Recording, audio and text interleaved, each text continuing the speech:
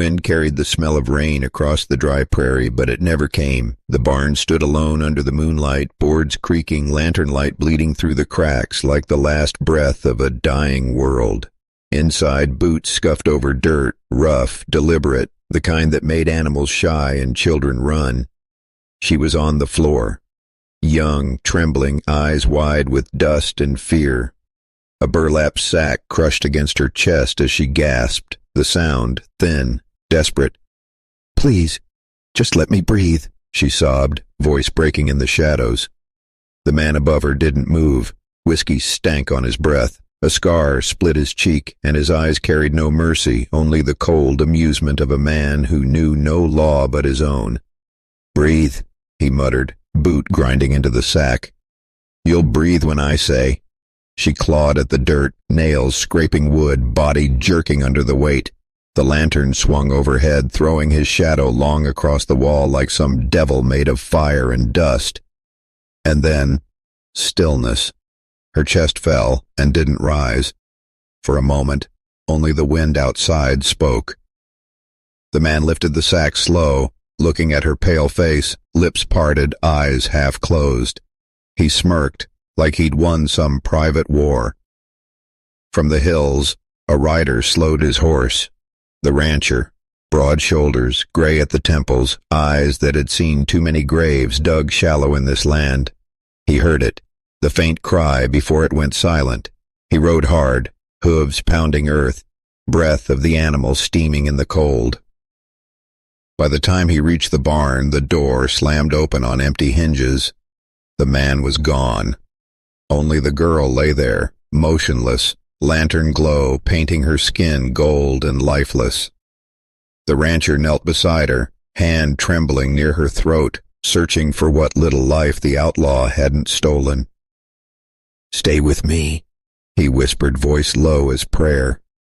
Outside, the wind rattled the tin roof. Somewhere in the dark, a horse's hooves faded into nothing. The villain had vanished into the night, leaving dust, silence, and a promise of reckoning. The sun hadn't risen yet, but the desert was already awake, restless, breathing heat before the day even began.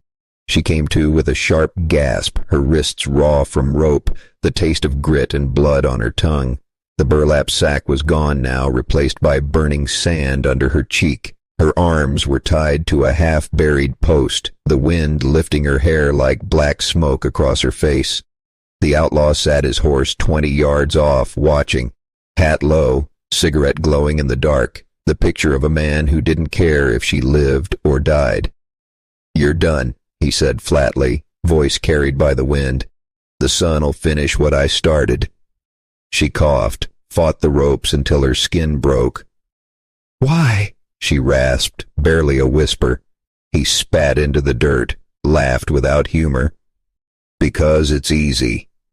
Then he turned his horse, slow, deliberate, and rode off toward the hills, leaving nothing but tracks and the smell of smoke. The desert claimed her quick. The heat grew, sharp as knives across her skin. Vultures began to circle, black specks against the pale sky, drifting lower with every pass. Her throat burned, lips cracked. Each breath felt stolen from a world that didn't want her anymore. She pulled until her wrists bled. The ropes didn't give. "Somebody, please," she whispered, voice breaking like dry wood. But only the wind answered, carrying her words away over the sand.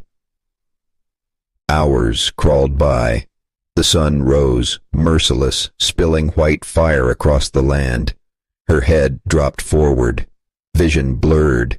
She thought she saw someone on the horizon. A rider, maybe, dust trailing behind.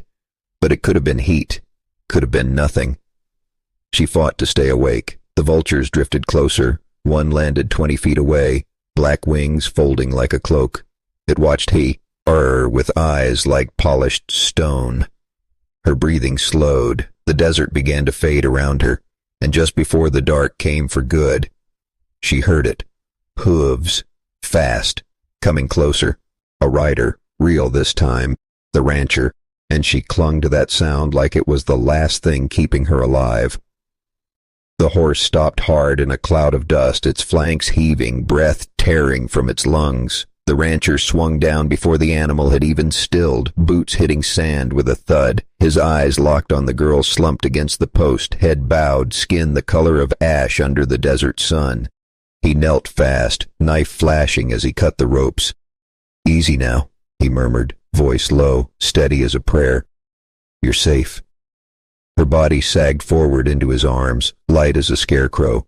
She tried to speak, but only a dry rasp came out. He poured water from his canteen, lifting her chin, trickling it past her cracked lips. "Slow," he warned.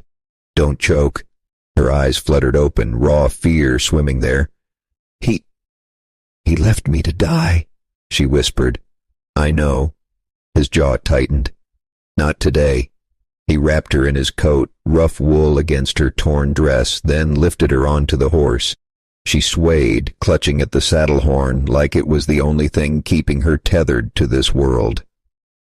The rancher swung up behind her, arm firm around her shoulders. With a sharp click of his tongue, the horse surged forward, carrying them toward the line of cottonwoods that marked his land. The ride blurred around her. The pounding hooves, the hiss of wind through dry grass, the sharp silhouette of mesas against the bleeding sky. She drifted in and out, catching fragments, the creak of leather, the rhythm of his breathing, the low growl under his breath when he muttered, "No man walks free after this." At the ranch he carried her inside, the door groaning shut behind them. Firelight bloomed as he struck a match, lantern glow painting the room gold. He laid her on a cot near the hearth, the flames licking shadows up the walls. She shivered as heat spread through the room. For the first time since the barn, since the sack, since the sun-baked post, her chest rose deep and even. The rancher stood over her, jaw set, eyes on the door like he expected the devil himself to come knocking.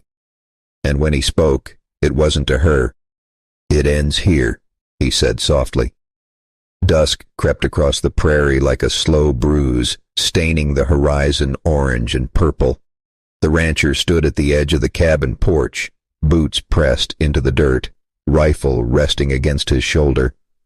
The girl sat inside, wrapped in blankets, firelight flickering across her face, pale but alive, eyes wide with quiet terror.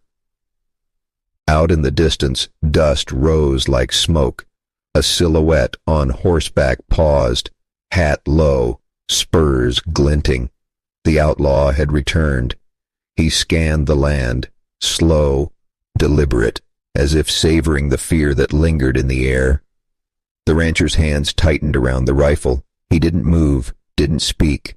Only his shadow stretched long across the porch, a silent warning in the amber light.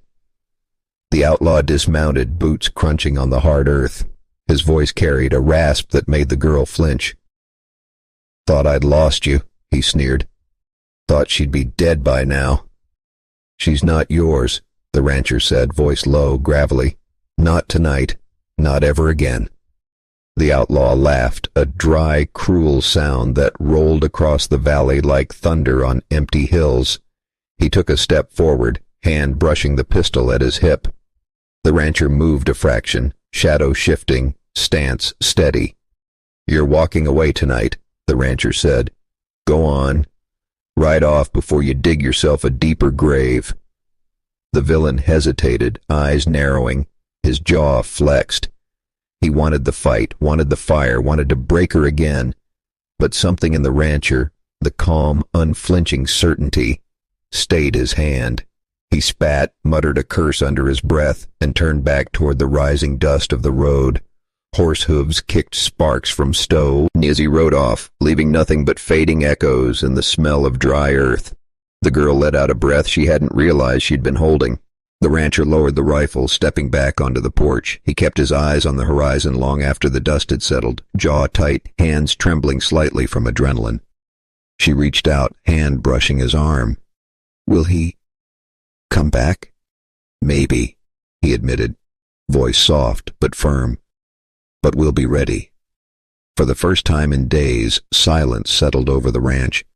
The wind whispered through the trees, carrying with it a fragile promise. Tonight, they survived, and the outlaw would have to reckon with more than fear if he came again. Morning came slow over the prairie, pale light creeping across the hills like spilled milk.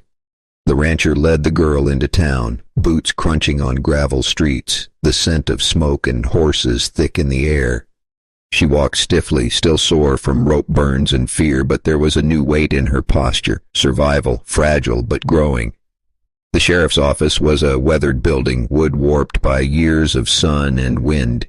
Inside, the sheriff looked up from a desk cluttered with papers and revolvers. Broad shoulders, hat low, eyes that had seen more wrong than right. He gestured to the girl. "Rope burns," she whispered. "He tried to leave me for dead." The sheriff's jaw tightened. "Stepfather?" She nodded, voice trembling. The rancher leaned against the doorframe, arms crossed. "He won't get away this time." The sheriff scratched his chin, studying her injuries. "He's got friends, a gang. Can't promise they'll all be caught. But we'll ride if trouble comes." The girl's hands clenched at her sides. "I don't care about the others. I don't want him near me again." The rancher stepped closer, voice low, steady. "Then we'll make sure of it. This land, this town, it's not his to touch." Outside, the wind rattled shutters and whispered promises through the alleys. Horses stamped hooves in the distance. The sheriff nodded once, decisively. "I'll post deputies along the ridge. If he moves, we'll know." The rancher's eyes softened slightly as he glanced at the girl, the first flicker of hope since the barn. "You'll sleep tonight without fear," he said. She allowed herself a breath, the kind that doesn't taste of sand or blood. The sheriff's word was law, but the rancher's presence was stronger. She leaned slightly on him, shoulders still trembling but steadier. The town felt alive now, even in its rough edges. Lanterns swinging in windows, children chasing the morning dust, the smell of fresh bread from the bakery. Life persisted, stubborn and unyielding, and for the first time since the desert she felt she might too. The sheriff and rancher exchanged a look, silent acknowledgment that evil rides fast, but good, steady, and relentless would always catch up. And somewhere beyond the hills the outlaw was still out there, plotting. But for now, justice had a foothold, and hope breathed again. Night fell heavy over the ranch, shadows pooling like ink under the trees. The girl sat near the fire, blanket pulled tight, eyes wide and alert. Outside, the wind whispered through the mesquite, carrying a warning she could almost feel in her bones. Then the sound came, hooves. Low and deliberate, crunching over dirt, torchlight flickering in the darkness like demons prowling the land. The outlaw had returned, and he wasn't alone. 3 riders followed, their laughter low, cruel, like predators circling a wounded animal. The rancher stood by the door, shotgun in hand, shoulders squared. "Stay inside," he said, voice rough but calm. "Don't come near the windows." The gang advanced, lanterns swaying, shadows stretching across the cabin walls.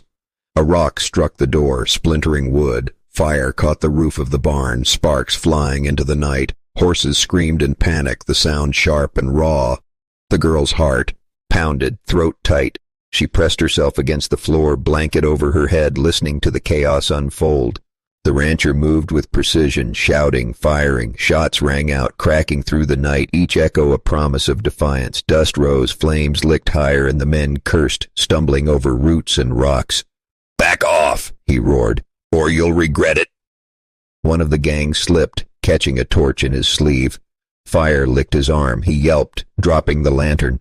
The others hesitated, fear flashing in their eyes, but the outlaw's glare was hard, urging them on. The cabin rattled with every step they took, a symphony of menace and desperation. The girl clutched her knees, whispering a prayer she didn't fully believe. Then, as the gang surged closer, a distant horn sounded, hooves pounding fast. The sheriff and deputies appeared on the ridge, rifles raised, voices booming commands. The outlaw's men faltered, fear breaking their rhythm. The rancher didn't lower his gun. He pressed forward, each shot precise, each move calculated. The gang scattered, retreating into the night, leaving fire, dust, and echoes behind. The girl exhaled, trembling, finally daring to lift her head. Flames reflected in her eyes, but they no longer burned with terror, only the fragile, fierce spark of survival. The rancher lowered his shotgun, voice low, eyes scanning the horizon. This isn't over, but tonight we survived. Dawn broke over the ridge in a wash of gold and pale pink, painting the prairie in colors that seemed almost impossible after the night's terror. The rancher stood atop the hill, rifle slung over his shoulder, eyes scanning the horizon. Smoke from the burned barn curled into the sky, thin and stubborn. In the distance, hoofbeats thundered, steady and disciplined. The sheriff and his deputies emerged from the morning haze, rifles glinting, spurs jangling like a warning bell. Justice had arrived. The outlaw and his gang scattered like shadows at sunrise, but the sheriff's men were fast. They rode hard, cutting off escape routes, eyes sharp and relentless. The rancher rode down to meet them, lifting a hand to signal the girl to stay back. She watched from the porch, blanket tight around her shoulders, heart still racing from the night's violence. The outlaw tried to flee through a dry creek bed, but the sheriff's deputy blocked the path. "Nowhere left to run," the deputy barked, voice sharp over the pounding of hooves. The outlaw spun, pistol drawn, cursing, eyes wild with fear and rage. The rancher's rifle caught the morning light, barrel steady. "It's over," he said, calm, the kind of calm that comes only after knowing the fight is righteous. The gang faltered, some dropping their weapons, others stumbling in the dirt. The sheriff dismounted, chains clinking as he moved forward. "You're done," he said to the outlaw, voice heavy with authority. "And this time, there's no one to save you." The girl exhaled, relief coursing through her like warm sunlight. Tears prickled her eyes, but this time they weren't only from fear. They were the first she'd allowed herself since the barn, tears of survival and vindication. The outlaw spat into the dirt, glaring, dragging his feet as the deputies bound him in irons. The rancher's jaw was tight, eyes still on the horizon, wary even in victory. The sheriff nodded to him, respect unspoken but clear. The land, the girl, justice, all had a protector now. The girl stepped forward, voice trembling but firm. "Thank you," she whispered, and the rancher gave a brief nod, silent, knowing that words could not capture the weight of the night.